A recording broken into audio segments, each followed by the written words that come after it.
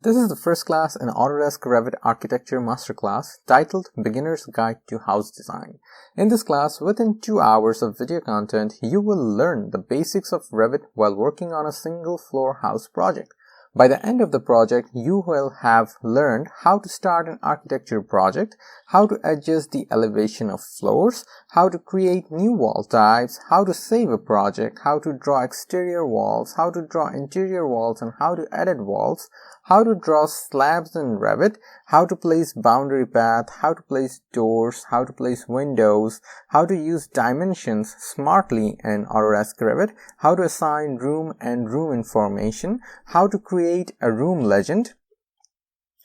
how to prepare drawing sheets in Autodesk Revit, and how to print those drawing sheets. You will become ready for plan and elevation preparation of single floor house plan projects such as this one within a day from a complete beginner position.